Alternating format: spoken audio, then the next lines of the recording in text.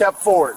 I need you to put your hands where I can see them. I'm standing in my own yard. What's the problem, officer? We're looking for a suspect matching your description. I'm giving you a lawful command. Matching my description? I'm out here in a bonnet and a t-shirt That's watering the lawn. That's not a description, that's a category. Justify stopping me on my own. The whole thing started with a sound so sharp that it made the woman inside the small brick house freeze before she even understood why she felt that way. It was the loud slam of a police car door, the kind of slam that tells you the person coming toward you is not calm, not patient, and not in the mood to think before acting. The woman, whose name was Renee Ward, stepped out of her front door holding a bag of trash, planning to toss it in the outdoor bin before cooking dinner. She had no idea she had just walked into the middle of a nightmare that would change an entire police department, cost the city more money than a new fire station, and destroy the career of a man who thought he could get away with anything. Where are you watching from right now? Before I continue this unbelievable and shocking story, please hit that subscribe button. Seriously, subscribe now so you don't miss more stories like this.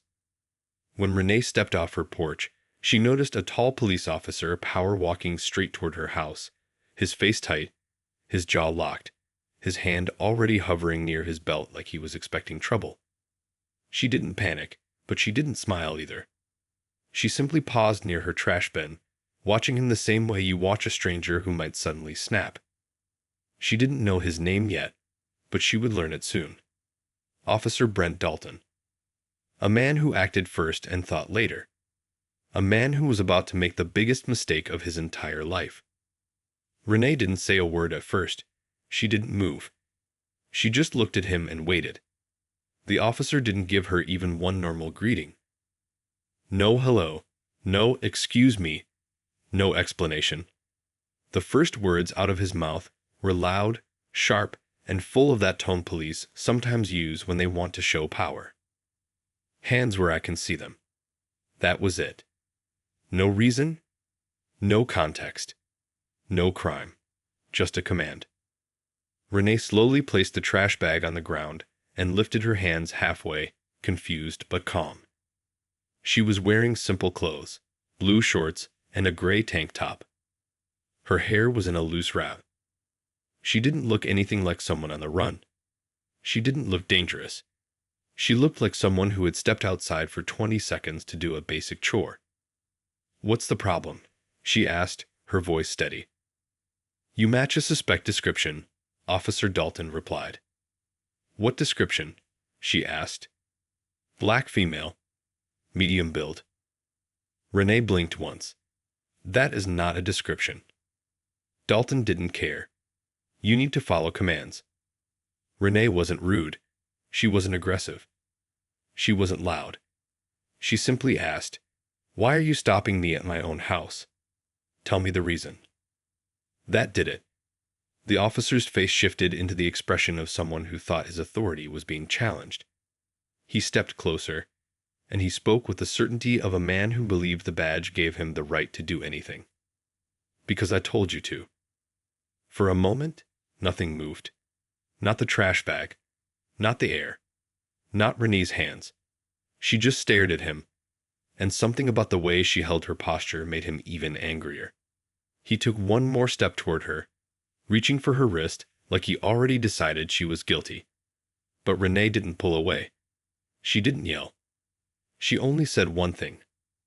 "Are you detaining me?" Dalton didn't answer. He snapped the handcuff on her right wrist. And that was the instant, the exact second, he destroyed his future without knowing who he had touched. Because Renee Ward was not an ordinary woman.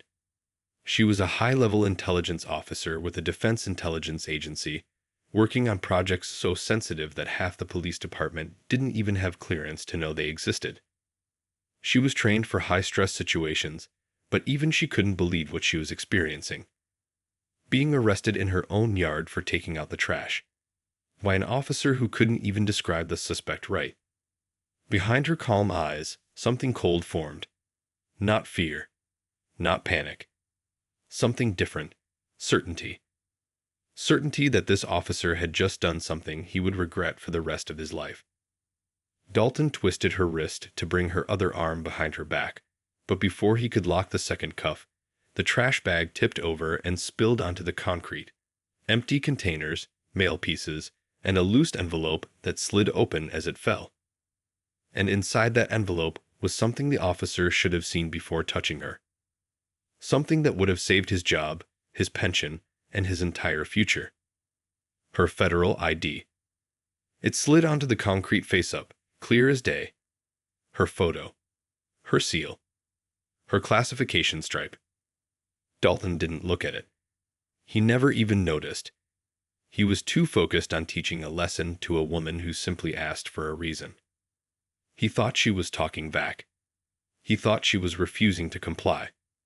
He thought he was the authority here. He had no idea who he was handcuffing. Renee watched the ID on the ground, watched the officer ignore it, watched how blind arrogance could ruin a career faster than any actual crime. But she didn't say a thing. Not yet. She was measuring him, evaluating him, studying him the same way she had studied dangerous people overseas. Calm, focused, silent. Dalton pushed her hand behind her back and locked the second cuff. "Turn around," he ordered. "I'm already turned around," she said quietly. He didn't respond. He tightened the cuffs one notch more than he needed to. It hurt, but she didn't show it. That calm expression only made him more irritated. A neighbor across the street stepped out of their house. A woman 2 doors down peeked from her porch. People began to notice something was wrong. A grown woman being handcuffed at her own front door didn't look normal. Dalton raised his voice. "Everyone stay back." Nobody moved closer, but the looks on their faces changed. Confusion. Concern. Some lifted phones to record. Renee didn't lift her head. She didn't look at them. She simply stood still, letting the moment unfold. Now came the part Dalton believed would make him look in control. He leaned in closer to her ear and said in a low voice meant only for her, "You should have listened the first time." That line, those simple words, became a key moment later in the investigation. Renee finally spoke, still calm. "You're making a mistake." Dalton smirked. "We'll see." She looked down at the ground again. Her ID still lay there. If Dalton had taken 4 seconds to pick it up, none of what followed would have happened. But arrogance doesn't bend down. Arrogance doesn't check facts. Arrogance doesn't pause. Arrogance charges forward. Dalton grabbed her arm to guide her toward the patrol car, and at that moment, for the very first time since the handcuffs snapped shut, Renee allowed emotion into her voice. "Officer, listen to me. I live here. You are detaining the wrong person." Dalton pulled her along. "You should have thought about that when you started arguing," he said. Their conversation stopped there. No yelling, no fighting. Just a simple, cold moment where one person's ego decided someone else's fate. The neighbors watched, unable to understand how a woman taking out her own trash became a suspect. A teenager rolled his bike closer. An older man shook his head. The neighborhood had seen police activity before, but never this. Never something so obviously wrong. As Dalton opened the back door of the patrol car, Renee said one last sentence. Not angry. Not threatening. Not emotional. Just a fact. "You need to call a supervisor." Dalton shut the door instead. Inside the car, Renee kept her back straight, her eyes forward, her face unreadable. She didn't panic. She didn't cry. She didn't shout. She simply waited. Because she knew something Dalton didn't. DIA officers are not processed quietly. Then, for the first time since she was cuffed, she let herself breathe out. The officer thought he was in control, but the truth was simple. The second he touched her wrist, his career was over. Officer Randall stood frozen for a moment, his face slowly draining of color as Captain Marcus Tate stepped out of the taxi with that calm, controlled authority that every seasoned officer carries without effort. The murmurs from the other officers around the checkpoint spread like a small wave. Some recognized the name. Others simply felt the shift in energy, because everyone knew that tone, that posture, that stare. Captain Tate wasn't an ordinary man, and definitely not an ordinary cab driver. But Randall, still trapped in his own disbelief, tried desperately to regain control of the situation. His voice trembled, though he tried to hide it behind a half-broken facade of authority. "Sir, I didn't know you were. I mean..." Tate lifted one hand. "Save it." Just one soft command, but it sliced through the air like steel. The silence that followed was louder than any shouting could have been. Tate turned to the other officers nearby. "Who is the supervisor on duty?" A sergeant stepped forward quickly, the tension in his shoulders betraying how badly he wished he'd been anywhere else that morning. "That would be me, Captain Tate." Tate nodded. "Good. Escort Officer Randall to the station. I'll follow." Randall flinched. "Sir, Captain Tate, please, I didn't mean anything by." Tate's gaze sharpened. "You meant exactly what you said. That's the problem." It wasn't shouted. It wasn't angry. But the weight of the truth hit Randall harder than a punch.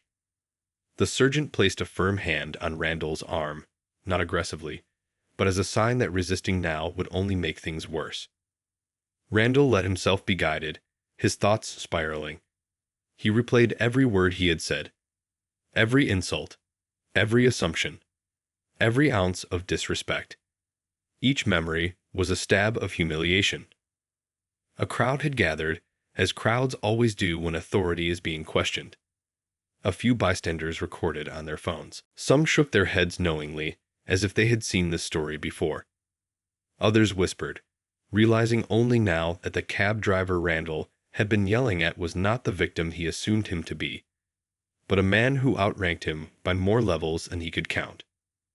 Meanwhile, Captain Tate walked slowly to his unmarked patrol SUV, parked a short distance away. Only now did Randall really look at it, the tinted windows, the discreet antenna array, the reinforced bumper. It was a vehicle of someone important, someone protected, someone in command. Not a cab. Not a driver. Not someone to bully. Randall felt sick. Inside the precinct, Tate followed as the sergeant led Randall to a private meeting room reserved for officer evaluations, disciplinary meetings, and official debriefs. The sergeant slipped out, closing the door softly behind him. Randall sat stiffly in the chair across from Tate, his back straight, hands trembling slightly even though he tried to keep them still. Tate took his time before speaking. He set his badge on the table, not to boast, but to make one point unmistakably clear. "Officer," he said, "I want you to tell me exactly what you believe you did wrong today." Randall hesitated. His throat felt tight. I mishandled the stop." Tate raised an eyebrow. "That's all." Randall swallowed hard. "I profiled you." "Yes." "I disrespected you." "Yes." "I assumed you weren't who you said you were." "And?" Randall's voice cracked. "I threatened you." "And?" The last word hit him. Hard. Because the truth wasn't just about how he treated Tate, but about how he treated many others before Tate. Randall inhaled shakily. "It's not the first time I've done it." Now Tate leaned forward, elbows resting on the table, eyes locked onto the younger officer's face. His voice was calm, but it carried the undeniable authority of someone who had seen far too much to tolerate deception. "There it is," Tate said quietly. "The truth." Randall clenched his jaw, but tears stung the corners of his eyes. He blinked rapidly, trying to hide them. "I don't know why I act like that sometimes. I don't know why I get aggressive." Tate shook his head. "You know exactly why. You just don't like admitting it." The room filled with a stillness that demanded honesty. "I grew up around it," Randall finally whispered. "My father's a retired officer. He used to tell me stories about dangerous neighborhoods, about people you can't trust, About certain types who always cause trouble. And you believed him, Tate said. Randall nodded. He was my dad. He was a cop. I thought he knew. Tate sat back slowly. Let me ask you something. Your father's beliefs, are they working for you now? Randall lowered his head. No, sir. Are they protecting the public? No, sir. Are they making you a better officer? No, sir. Tate tapped the table once, decisively. Then why are you holding on to them? Randall had no answer. Because there wasn't one. Tate stood and walked across the room, pausing at a framed set of departmental values hanging on the wall. He read them aloud. Integrity, service, courage, accountability, respect. Then he turned back to Randall. You violated every one of those today. Randall didn't argue. Couldn't argue. The words hit him in waves, each one recognizing a truth he had tried to outrun his entire career. You wear a badge, Tate continued, but today, you forgot what it stands for. You forgot that it's a shield, not a weapon. Randall wiped his eyes quickly. Captain Tate, please. I'm willing to learn. I'm willing to fix this. I know I messed up. I know I crossed every line. But I don't want this to end my career. Tate studied him carefully. That depends on what you do next. Randall leaned forward. I'll do anything. Training, counseling, shadowing, punishment. Just don't let this be the moment that defines my entire life. Tate considered him for a moment. There was defensiveness earlier, but now there was something else. Something he rarely saw in situations like this. Genuine remorse. Officer Randall, Tate said finally, there's a reason I didn't cuff you on the road. A reason I didn't call internal affairs on the spot. Randall looked up, hopeful but terrified. Why? Because I wanted to see if you were someone worth saving. Randall's breath caught. Tate pulled out a small notepad from his pocket and placed it on the table. I've seen officers who refuse to change. Who hide behind the badge. Who blame the public for their own failures. He nodded toward Randall. But you're not lying to me. You're not hiding. That tells me there's hope for you. Randall's shoulders sagged with relief. But, Tate added, hope is not enough. You will be placed under mandatory review. You will go through intensive anti-bias and de-escalation training. You will be partnered with community officers who know how to work with people without pulling rank. Yes, sir, Randall said quickly. I'll do it. All of it. And, Tate said, lowering himself back into his chair, you will issue a formal written apology, not to me, but to the community you swore to protect. Randall nodded. Tate clasped his hands. Let me be clear. This is not mercy. This is a chance, and chances come with expectations. Randall exhaled shakily. I understand, Captain. Tate stood again. Good. Because what comes next determines whether you remain the officer you were this morning, or become the officer you were meant to be. Randall rose to his feet as well, his posture straighter, not out of arrogance, but out of a newfound awareness. A reckoning. Tate opened the door, gesturing for him to exit. Let's go. We're not done yet.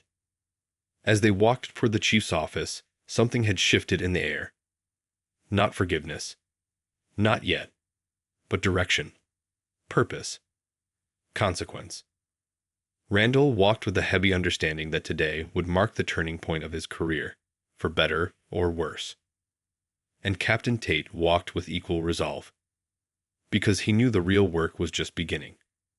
The chief's office was quiet when Captain Tate and Officer Randall arrived.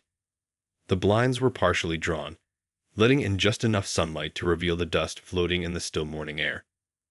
The chief, a tall, broad man with a stern face and silver creeping into his beard, sat behind his dark wooden desk, reading through a stack of reports. He looked up when the two entered. His eyes narrowed, not in anger, but an expectation. "Tate," he said with a nod. "Randall." His voice was calm, but the weight of authority sat behind every syllable. "Close the door." The click of the door shutting seemed louder than usual. "Captain Tate has already briefed me on what happened," the chief said without preamble. "But I want to hear it from you, Officer Randall. Word for word. No excuses." Tate stepped aside, giving Randall a floor. Randall swallowed hard, his throat dry. He could feel his heartbeat in his ears, but he forced himself to speak. "Yes, Chief." He steadied his voice. "Earlier today, I conducted a stop on what I believed was an unlicensed taxi. The driver, Captain Tate, identified himself, but I dismissed it. I assumed he was lying. I escalated the situation. I used disrespectful language. I profiled him based on his appearance. I handled the encounter with bias instead of professionalism." He paused, took a breath. "I violated procedure. I violated departmental values. And I disrespected someone who deserved my respect." The chief leaned back in his chair, eyes like twin searchlights scanning Randall's every expression. The silence that followed felt endless. Then the chief finally spoke. "That," he said, "is the first honest assessment I've heard from you since you put on that uniform." Randall blinked at him. "Sir?" "You've been on my radar for a while," the chief said, folding his hands across his chest. "I've seen the complaints. Minor things. Rudeness. Overstepping boundaries. A pattern of aggression. Nothing big enough for disciplinary action until today." Randall's stomach nodded. The chief continued. "I gave you the benefit of the doubt because you're young. Because officers learn as they go. Because having a father on the force sometimes pushes a recruit too hard in the wrong direction." Randall's eyes widened. "Sir, you knew." "I knew everything," the chief said calmly. "But I was waiting to see if you would grow out of it, or grow worse." The room went quiet again.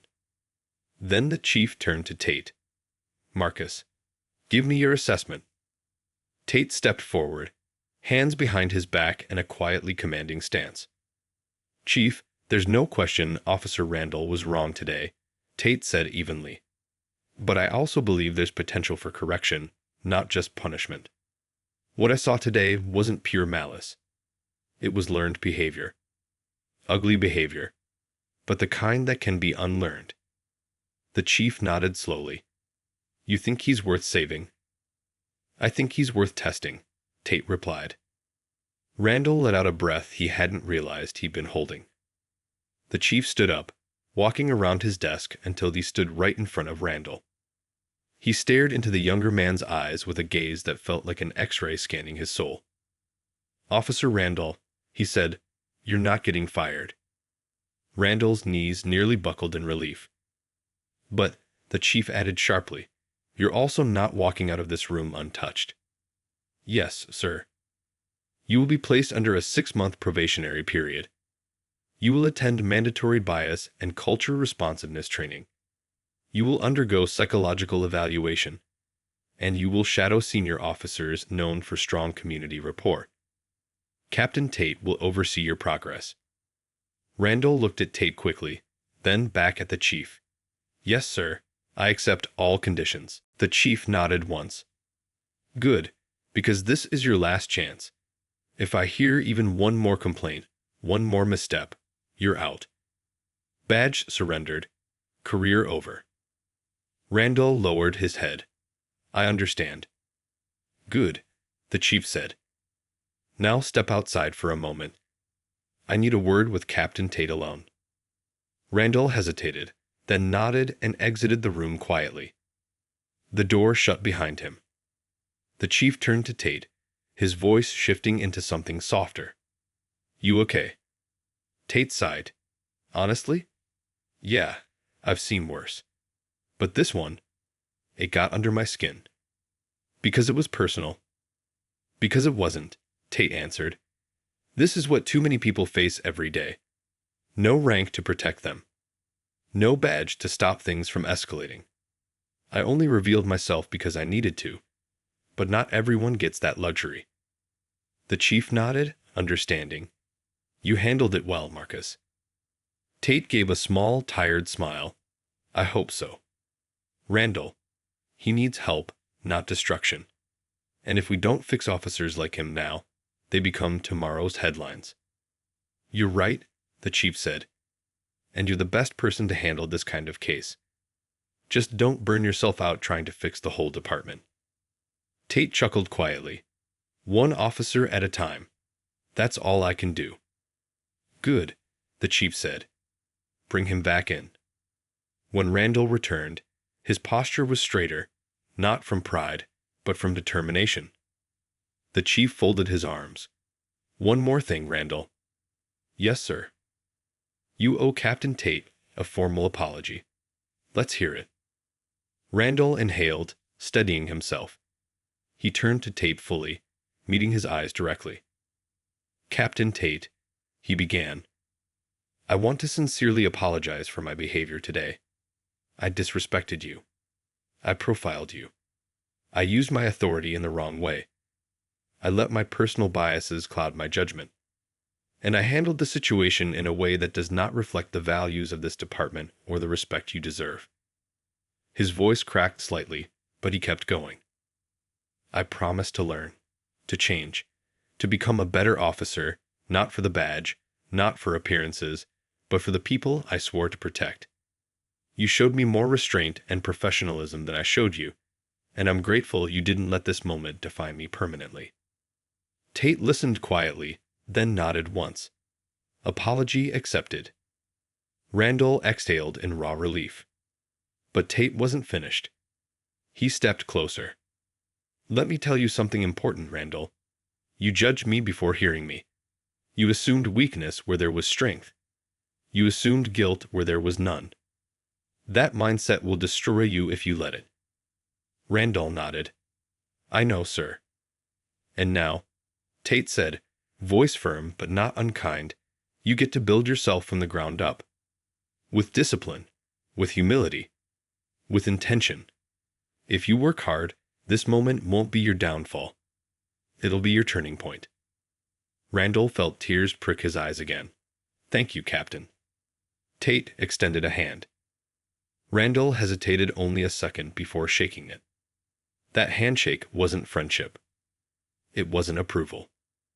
It was an agreement. A contract. A beginning. The chief cleared his throat. All right. Both of you, dismissed. Tate and Randall stepped out of the office together. The hallway outside was quieter now, officers passing by with cautious glances. Word had spread, but the details hadn't. They didn't need to. The energy told the story. Randall walked beside Tate, feeling smaller but somehow lighter, as though the truth, ugly as it had been, had finally set something free inside him.